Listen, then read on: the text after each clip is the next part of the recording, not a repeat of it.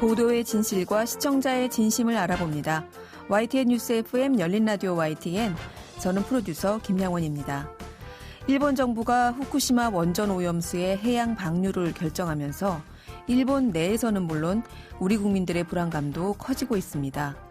일본은 오염물질을 정화한 처리수다, 이런 주장이지만 인근 앞바다에서 잡힌 우럭에서 방사성 물질이 검출되는 등 오염수라고 불러야 한다, 이런 주장이 팽팽한데요. 이 사안을 보도하는 국내 언론도 양갈래로 갈려서 더 큰 혼란을 줍니다. 대부분의 매체에서는 일본의 무책임함, 우리 정부의 무대응을 비판하는 반면 일부에선 국내 영향은 없을 것이다, 이렇게 이례적으로 낙관적인 평가도 내놓았는데요. 후쿠시마 원전 오염수 방류를 둘러싼 국내 언론의 온도차, 누구 말이 맞는 걸까요? 잠시 후 미디어 비평에서 함께 알아보시죠. 4월 24일 토요일 순서 바로 시작합니다.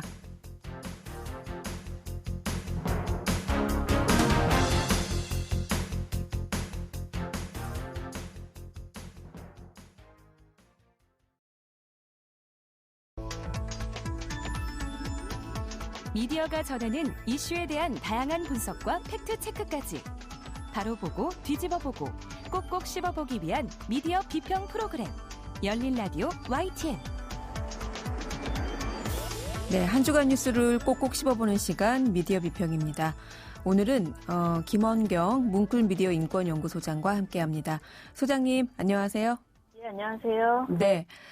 자, 일본의 후쿠시마 원전 오염수 방류 결정, 설마 했던 일이 현실이 됐는데 이번 주 이 관련한 언론 보도가 많이 쏟아졌죠?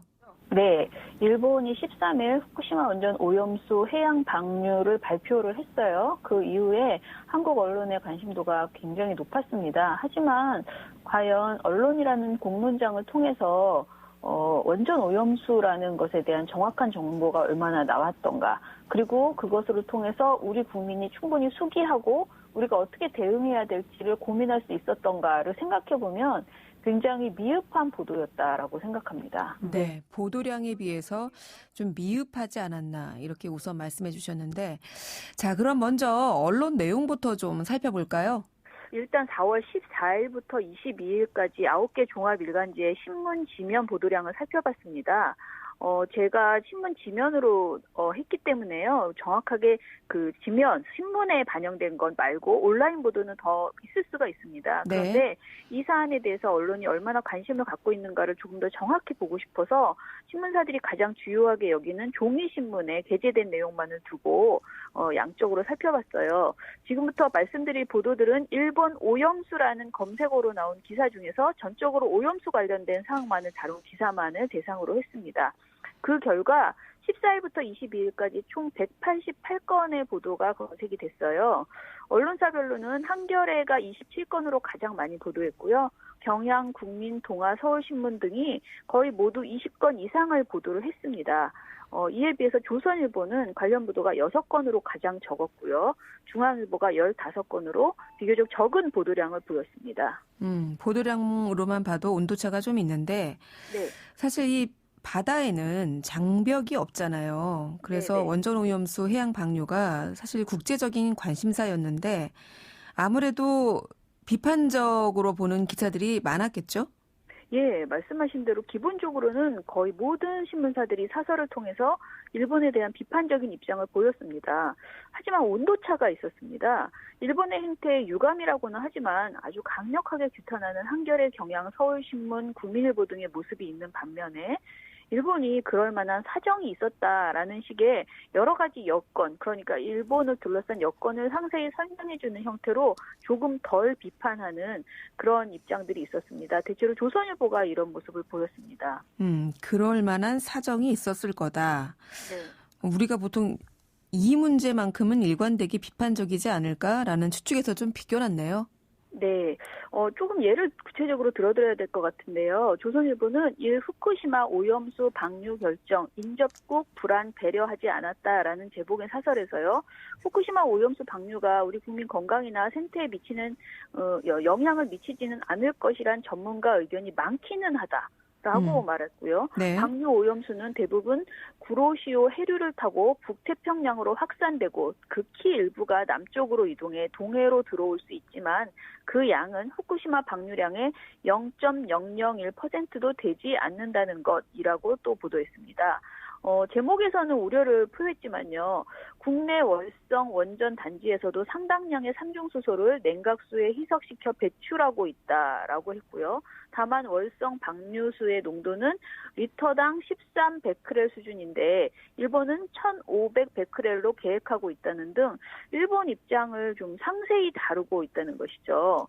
일본 정부가 다른 대안이 전혀 없어서 불가피하게 오염수를 방류하는 것으로 보기도 힘들다라는 좀 굉장히 애둘러서 어렵게 표현함으로써 일본에 대한 좀 두둔 강력한 비판을 피해가려는 모습 이런 것을 볼 수 있었습니다. 네. 사실 이게 과학적으로도 그렇고 네.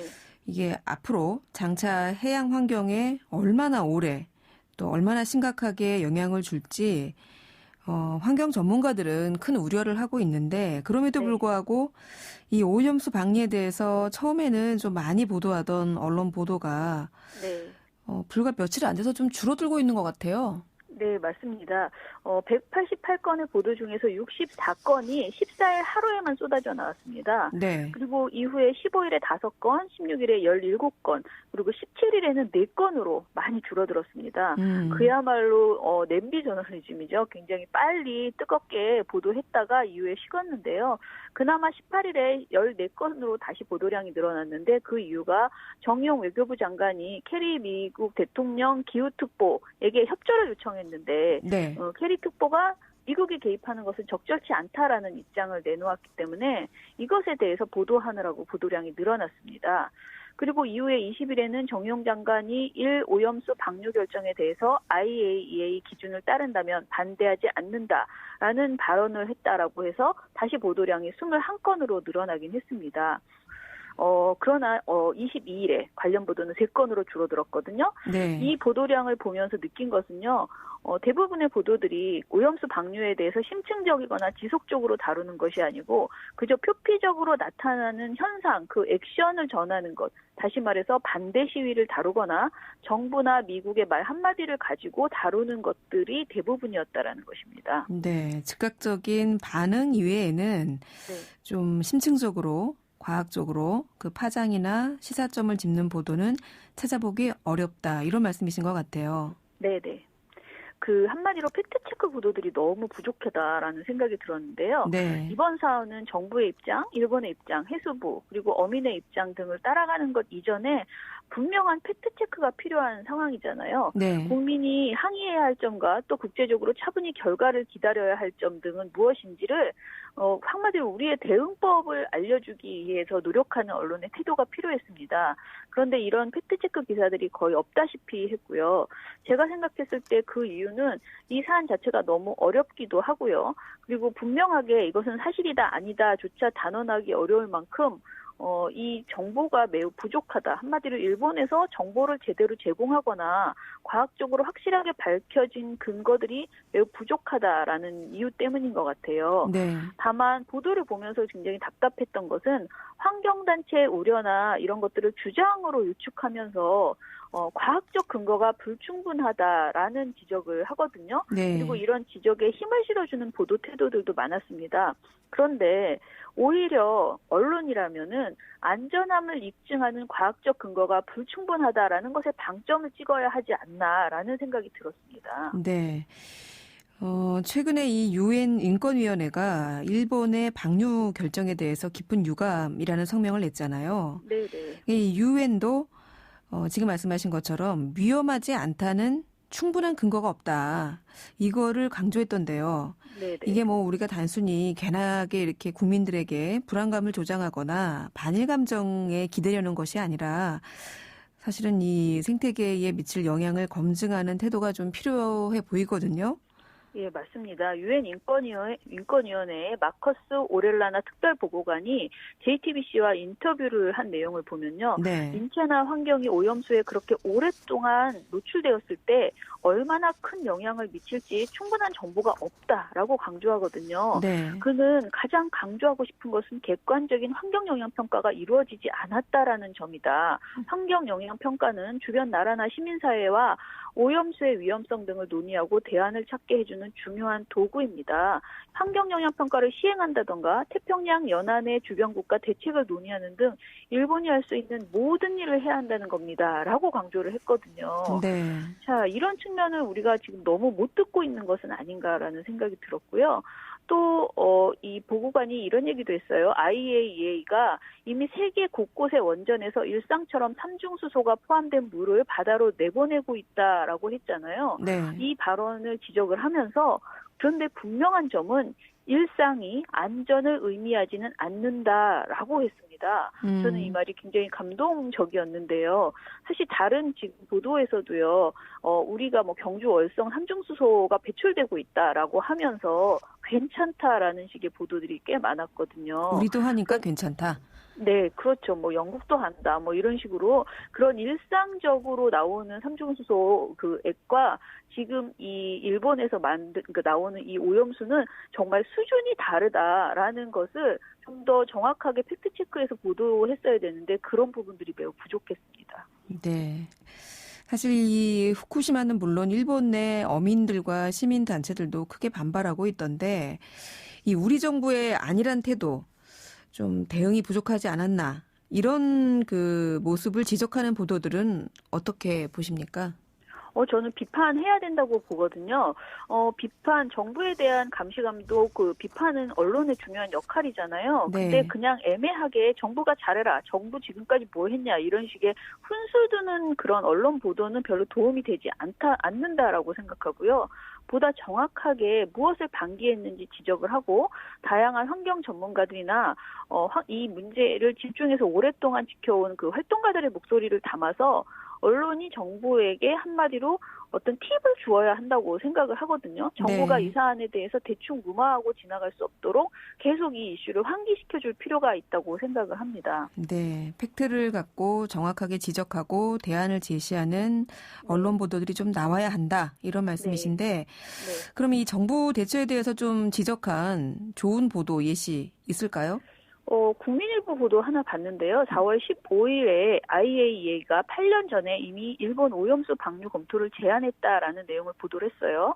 정부는 바로 그 전날 일본 오염수 방류에 대한 IAEA 입장을 두고 그건 찬성이 아니고 검증해보자라는 취지다라고 네. 설명을 했었거든요. 네. 하지만 국민일보는 IAEA가 8년 전부터 일본의 오염수 방출 검토를 제안했다라고 하면서 그 사례로 2013년 12월 후쿠시마 원전 실사 이후에 브리핑에서 오염수 처리 문제와 관련해 국가가 정한 기준을 밑돌면 방출을 포함한 여러 선택지를 검토해볼 필요가 있다라는 결과를 발표한 적이 있었다라고 보도를 했습니다.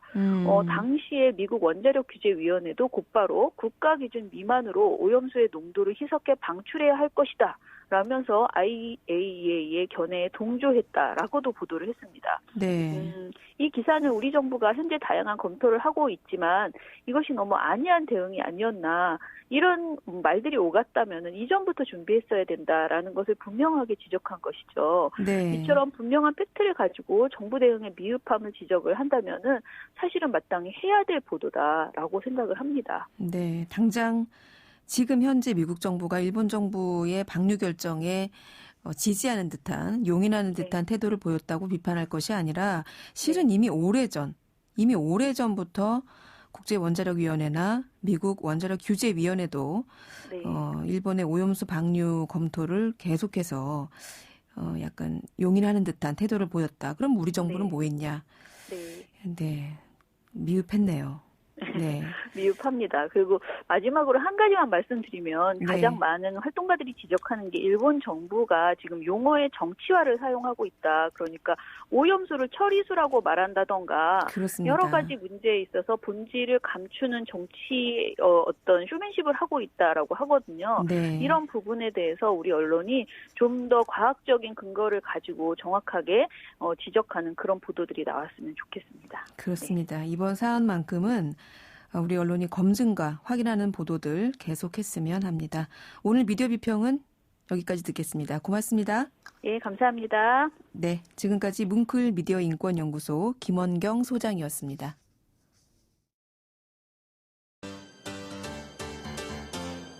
열린 라디오 YTN에서는 시청자 여러분의 목소리를 듣습니다. 참여 신청과 의견은 유료 문자 샵 0945, 우물정 0945나 YTN 라디오 프로그램 열린 라디오 YTN 게시판을 통해 남겨주세요. 네, 팩트체크 전문 미디어죠. 뉴스톱의 송영은 팩트체커와 함께하는 팩트체크 코너입니다. 전화 연결돼 있는데요. 송 기자님 안녕하세요. 송 기자님. 네, 안녕하세요. 예, 안녕하세요. 네. 자, 요즘에 이남자라는 말을 뉴스에서 많이 봅니다. 네. 네, 저 남자, 그 남자, 이 남자 그게 아니고 20대 남성을 일컫는 말이던데. 네. 네, 지난 재보선 결과 여당이 참패한 원인을 두고 이 남자가 돌아섰기 때문이다. 이런 분석이 나옵니다. 네, 이번 재보선에서요. 20대 남성 유권자의 72.5% 높은 수치인데요. 이 수치가 국민의힘 오세훈 후보를 지지했다고 나타났습니다.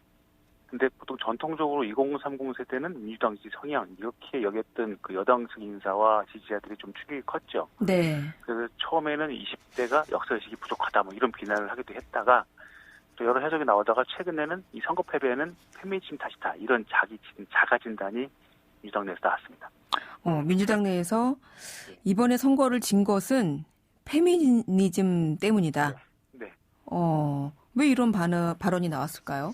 네, 오히려 이게 바깥에서 나오는 해석 때문인데요. 네. 이 안티 페미니즘 진영에서 이번 선거가 현 정부와 민주당이 추구하는 페미니즘에 대한 응징이다 이렇게 분석하고 있습니다. 이 대표적인 인물이 이준석 전 자유한국당 최고위원이 있고요. 김용민 시사평론가, 이선옥 작가 등이 있는데요. 최근에는 이제 일부 민주당 정치인까지 여기에 동의하고 있습니다. 그러면서 이들은 현 정부의 페미니즘 정책이 애초에 잘못된 방향이었다거나 실패했다고 진단하고 있습니다. 그러면 그간 20대 남성들이 민주당을 지지해왔다라는 전제가 있어야 네. 이게 가능할 텐데 그게 맞습니까? 네, 그래서 실제로 그런지 그 2017년 5월 대선 때부터 쭉 그 여론조사를 좀 살펴봤습니다. 네. 이번 보궐선거까지 많은 그 뭐 여론조사, 출구조사, 선거조사가 있었는데요. 결론부터 말씀드리면 20대 남성은 원래 민주당을 지지한 것은 아닙니다. 이게 2017년 대선 전 당시 20대 남성과 당시 5060 세대는 문재인 정부에 대한 지지가 처음부터 애초에 낮은 수준이었습니다. 20대 남성이 민주당을 지지했다가 이번에 돌아선 게 아니라 네네. 민주당에 대한 20대 남성의 지지가 전통적으로 높지 않았다는 거군요. 네네. 의외인데요. 네, 2017년 당시 대선 당시 데이터가 그랬고요. 네. 또 이쪽 조사를 쭉 보니까 이 30, 40 세대나 20대 여성에 비해서 민주당 지지율이 상대적으로 낮았다는 건데요. 네. 특히 이번 서울시장 재보궐선거의 그 방송사 출구조사 결과 20대 남성의 민주당 박영선 후보 지지율은 22.2%였는데 이 전체 성별 연령대 모든 걸 통틀어서 낮았습니다. 심지어 보통 현재 정부 여당을 지지하지 않는 것으로 많이 인식되고 있는 60대 이상 남성보다도 낮았는데요. 네. 그래서 많은 언론과 정치인들이 20대 남성에 주목하는 이유가 여기 있는데 이는 좀 착시 효과라고 볼 수 있습니다. 착시 효과다? 네. 이 숫자 데이터를 보면 네. 2017년 대선과 이번 보궐선거를 비교하면 민주당 지지가 가장 많이 빠진 연령층은 30대입니다. 30대 남성이 가장 많이 돌아섰고요. 그 다음에 네. 30대 여성입니다. 이들이 정부에 대한 지지를 거둔 가장 비율이 높았고요. 반면에 5060 남성의 경우에는 오히려 2017년 대선과 비교해서 민주당 후보 지지율이 조금 높아졌습니다. 예, 이 원인을 좀 보니까 2020년 작년 4월 총선도 그렇고 이번도 사실 코로나 선거 영향이 코로나19 확산에 대한 영향이 되게 큰 선거였는데요. 그랬죠. 이 지난해 같은 경우에는 이제 정부가 초기 대응은 어려움을 겪었지만 선거의 즈음에서 확진자 수가 크게 줄었고 또 3월 30일경에 이제 전 국민 대상 긴급 재난지원금이 있었죠. 네. 이러다 보니까 아무래도 정부에 대한 호감이 높아갈 수밖에 없는 상황이었고요. 그리고 또 이런 반기에 가장 민감한 연령대가 50-60 세대이기 때문에 당시에는 민주당 지지가 많이 늘어났습니다. 그러니까 실제로 네.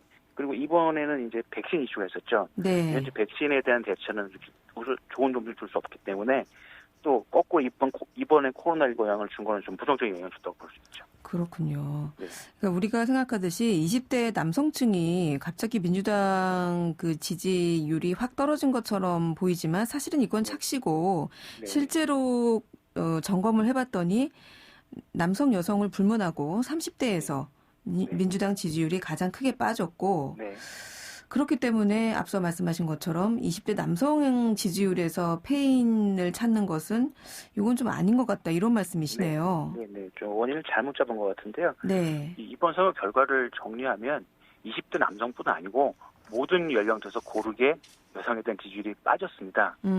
그런데 한 가지 특징은 20대 남성의 특징은 이슈에 따라서 지지율이 좀 등락이 심한 편입니다. 이런 걸 전형적인 스윙 보터라고 볼 수 있는데요. 네. 뭐 흔히들 부동층이라고 말을 많이 하죠. 예, 보통 20대 남녀 간 지지율 차이가 보통 20% 정도가 나는데 네. 이 긍정적으로 올라가는 폭과 부정적으로 내려가는 폭이 변화가 좀 크게 나타나는 게 20대 남성입니다.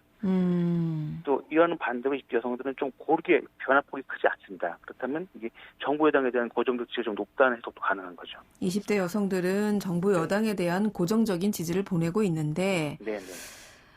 그러면 20대 남성이 이렇게 긍정평가, 부정평가에서 모두 변동폭이 큰 것, 그 이유가 뭘까요? 예, 그래서 그 쭉 변동 수치 중에서 이제 변동폭이 크게 오르거나 크게 낮았을 때 시기에 일어났던 그 이슈들을 확인해 봤는데요. 네. 크게 세 가지로 분류했습니다. 공정 이슈, 젠더 이슈, 성폭력 이슈를 구분을 했고요. 이 공정 이슈는 뭐 평창올림픽 여자 아이스하키, 남북 단일팀 구성, 뭐 조국 장관 사태, 윤병열 사태, 인천국제공항, 공사 비정규직 전환 논란, 뭐 추미애 장관 아들 이슈 이런 것들이 있었고요. 네. 젠더 이슈는 엄마 등의 남녀 갈등 이슈, 그리고 성폭력 이슈는 이 공직자들의 성범 문제가 드러났을 때 그것들이 영향을 줬는데요. 보면은 먼저 공정 이슈가 불거지는 경우에는 남녀 모두 상대적으로 큰 폭으로 부정평가가 드러납니다. 네. 근데 다만 20대 여성들에 비해서 좀 더 예민하게 반응하는 특징이 있고요. 이 젠더 이슈가 있을 경우에는 이 정부와 관련된 젠더 이슈는 크게 영향을 주지는 않았습니다. 근데 이 젠더 이슈가 여성 관련 정책 등 정부에서 시작된 거라면은 이 남성들의 부정평가가 좀 영향을 받습니다. 네. 그리고 이제 성폭력 이슈가 있을 경우에는 이 민주당 지자체장의 성폭력, 뭐 성추행 이런 사건이 불거졌어도 20대 남녀에게 바로 영향을 주지는 않았습니다. 근데 이제 이런 것들이 쭉 쌓이고 2차 가해 논란이 또 커지면서 이 전체적으로 정권에 대한 비호감도가 높아졌다고는 볼 수 있습니다. 네. 결론적으로 보면 20대가 정부 여당에 대한 부정평가를 한 데에 가장 큰 영향을 준 것은 사실은 페미니즘이나 이런 젠더 이슈가 아니라 공정 이슈였네요. 네, 그렇게 볼 수 있습니다. 그리고 특히 20대 남성이 이런 공정 이슈에 가장 민감하게 반응한 것으로 나타났습니다. 근데 한 가지 또 좀 재밌는 건 20대 남성은 이 페미니즘 이슈도 그 별도의 그 남녀 간의 갈등을 보는 게 아니고 공정 프레임으로 보고 있습니다.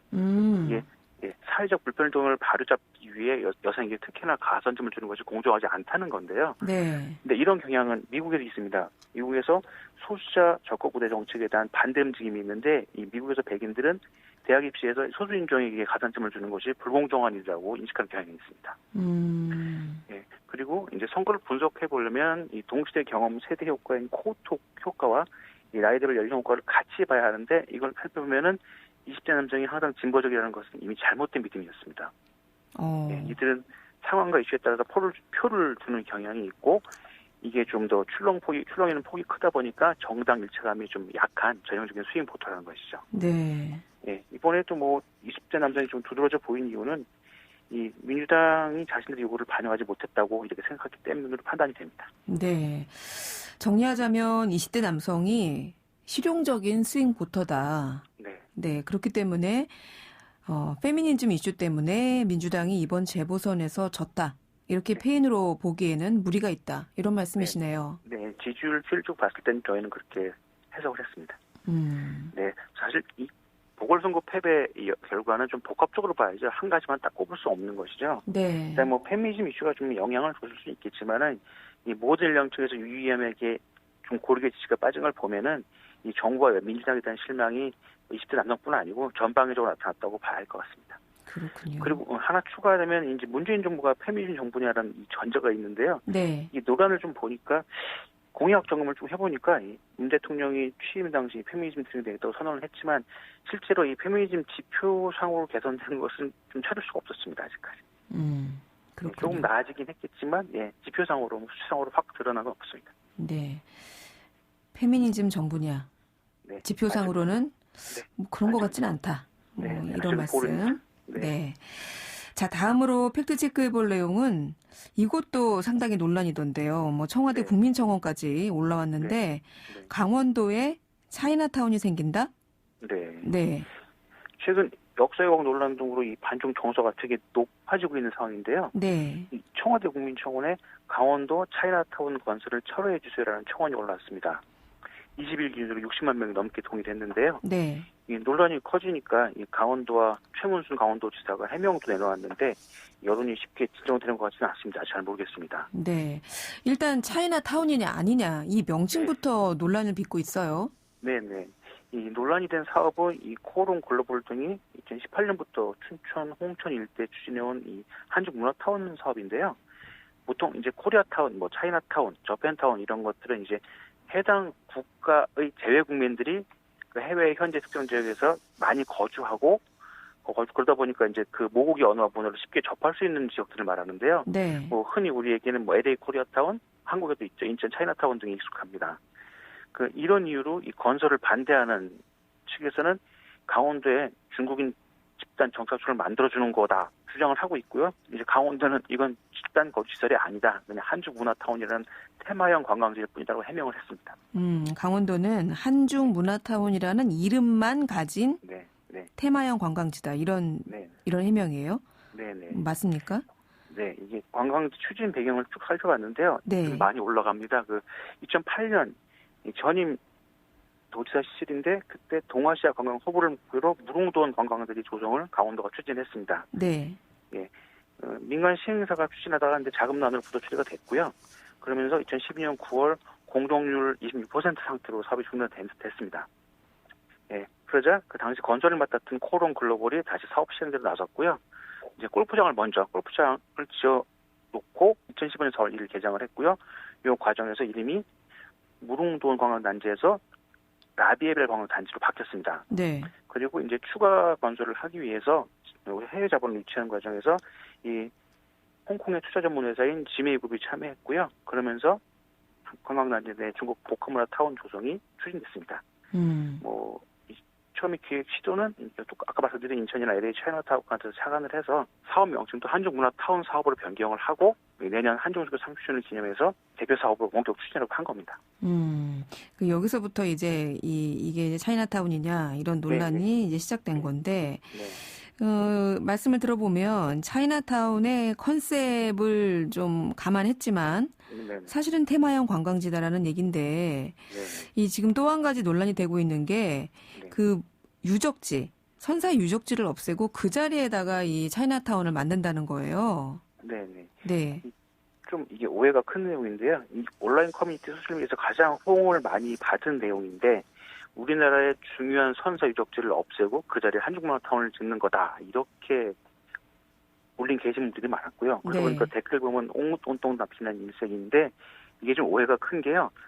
이 게시글들을 보면 그 첨부한 이미지 등이 있는데 이 한중문화타운 내용이 아니고요. 강원도 춘천에 지어지는 레고랜드 테마파크가 있습니다. 레고요? 그거에 대한 내용에 레고랜드라는 테마파크가 지금 지어지고 있는데요. 네. 이게 춘천 상하중도에 영국의 멀린사가 참여해서 테마파크를 만드는 겁니다. 예, 그러니까 한중문화타운하고 다른 거죠. 근데 문제는 이 같은 내용을 한중문화타운하고 섞어서 또 합성한 게시물도 있고 또 그거를 오해하는 분들도 있습니다. 이 레고랜드에는 영국 자본이 들어온 거고요. 이 중국 문화나 중국 자본은 상관이 없습니다. 근데 어떤 게시물 같은 경우는 한중문화타운 뉴스 기사 제목에다가 밑에 이미지는 레고랜드 반대 인터뷰를 실어가지고 헷갈리게 만든 거죠. 그래서 댓글도 막 잘못 알고 댓글도 많이 달렸고요. 네. 예, 그래서 중도 선사 유적지를 없애고 거기서 한중문화타운을 짓는다. 이거는 허위 정보거나 고의로 만든 갖지 않습니다. 그렇군요. 네. 최근에 이 반중 분위기 이런 것 때문인지 사실 이 차이나타운 관련한 기사가 꽤 논란이 되던데 네. 정리하자면 이 강원도에 차이나타운이 들어선다는 내용은 일단은 어떻게 봐야 될까요? 보류. 그러니까 차이나타운이 뭐냐에 따라 알긴 한데 그 테마파크가 들어오는 건 맞습니다. 추진되는 겁니다. 지금 아직 또 사실 확정은 아니고요. 추진 중입니다. 네, 테마파크형 관광단지가 추진되고 있지만 이것을 차이나타운으로 볼 것인가는 보류.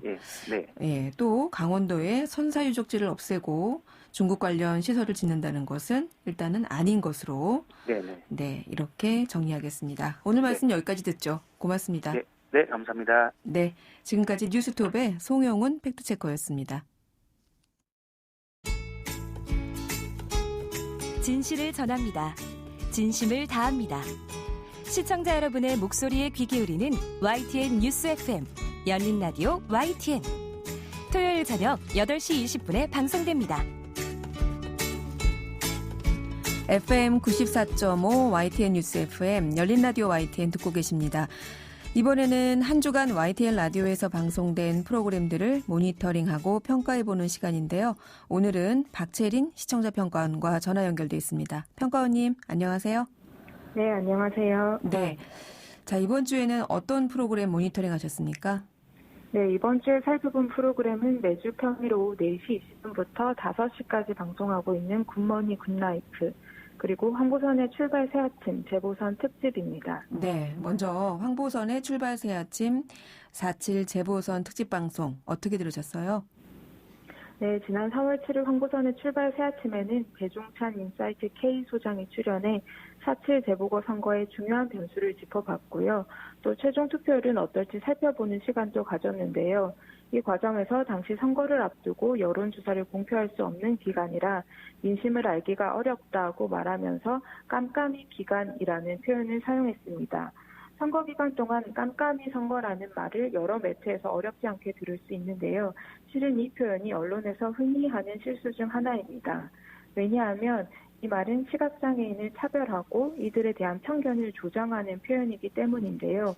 장애인 먼저 실천운동본부가 지난 2019년 발표한 장애 관련 올바른 용어 가이드라인을 보면 깜깜이를 확인 불가능한, 알 수 없는 등으로 대체할 것을 요구했습니다. 깜깜이가 시각장애인을 조롱하는 말로도 쓰이는 경우가 있어서 그런 것 같습니다. 코로나19와 관련해서도 깜깜이 감염, 깜깜이 환자라는 말이 많이 사용됐었는데요. 지난해 중앙방역대책본부는 장애인 차별적 표현인 깜깜이 감염, 깜깜이 환자 대신 감염 경로 불명, 감염 경로를 알 수 없는 확진 환자로 대체하겠다고 발표했습니다. 네. 선거를 앞두고 여론조사 공표가 금지되는 기간을 보통 저희 방송이나 언론에서 깜깜이 기간, 깜깜이 선거 뭐 이런 표현을 하는데 이게 그렇게 함부로 써서는 안 되는 표현이었다는 거 지적을 해주셨고요. 굿모닝 굿라이프는 어떻게 들으셨어요? 네, YTN 라디오의 굿모닝 굿라이프는 보험, 재무 설계 등을 상담해주는 정보 프로그램인데요. 복잡한 약관도 사례를 들어 쉽게 알려주고 있어 유용한 프로그램입니다. 최근에는 지난 3월 25일부터 시행되는 된 금융소비자보호법 개정안에 맞춰서 실성 있게 관련 내용을 총 2차례 걸쳐 설명을 해줬는데요. 관련 분야의 다양한 전문가들이 출연하기 때문에 가능했던 구성인 것 같아 이 부분은 긍정적으로 봅니다. 다만 보험 전문가가 보험 관련 설명을 할 때 간혹 의료 분야까지 풀어서 말을 하실 때가 있는데요. 지난 4월 16일 방송에서는 의학 관련 전문가가 해야 할 것 같은 부분까지 설명하는 경우가 있어서 조금 신중해야 하지 않나 하는 생각이 들었습니다. 보험 전문가가 골다공증이 있는 분들은 특히나 골절 관련 보험이 중요하다고 설명을 하면서 골다공증의 다양한 원인에 대해 살폈습니다. 여성의 경우 성호르몬 때문인 경우가 많고 약물이나 질병, 과도한 음주나 흡연 등과도 관련이 있다고 했습니다. 그러면서 폐경기 전후 여성, 직장인, 고령자 모두에게 필요한 보험이라고 했는데요. 이런 설명이라면 사실 모두가 골절 보험을 들어야 하는 게 아닌가 하는 생각이 들었습니다. 또 동시에 병의 원인 등에 대해 설명한 부분이 믿을만한가, 병의 원인에 대한 부분은 관련 전문가가 아니라면 최대한 언급을 자제하는 게 좋지 않을까 하는 생각이 들었습니다. 네, 보험 설명을 할 때 의료 전문 영역까지 포괄하면서 정보의 신뢰도에 의아함을 줄 수 있었다. 이런 지적이셨네요. 또 다른 부분은 어땠습니까? 네, 제가 모니터링했던 2주 동안 금융소비자보호법 개정안을 산정한 부분은 제외하고는 거의 모든 내용이 보험 관련 이야기였습니다. 재무 설계에는 보험 말고도 다양한 정보들이 있을 텐데 보험에만 너무 한정하고 있는 것 같아 아쉬웠습니다. 예전에는 소비 습관 등에 대해서도 이야기를 했었는데 최근 다양성이 조금 부족해진 듯 했습니다. 네. 내용 다양성에 대해서도 신경을 써달라 이런 주문이셨습니다. 자, 마지막으로 또 지적하실 내용 있으실까요? 네, 라디오 프로그램의 경우에는 차량 등에서 생방송으로 듣거나 스마트폰, 유튜브 등을 통해서 지난 방송을 찾아보시는 분들도 많은데요. YTN 라디오 어플리케이션을 보니 굿모닝 굿라이프 4월 9일자 방송이 10분 정도만 올라와 있었습니다. 이런 정보성 프로그램의 경우 여유가 있을 때 다시 듣기를 활용하는 청취자들도 많을 것 같은데요. 다시 듣기 서비스에도 신경을 쓸 필요가 있을 것 같습니다. 네, 알겠습니다. 오늘은 굿모닝 굿라이프 그리고 황보선의 출발 새 아침에 대한 4.7 재보선 특집 방송 관련 시청자 평가원의 의견 들었습니다. 오늘 말씀 잘 들었습니다. 네, 감사합니다. 네, 지금까지 박채린 시청자 평가원이었습니다.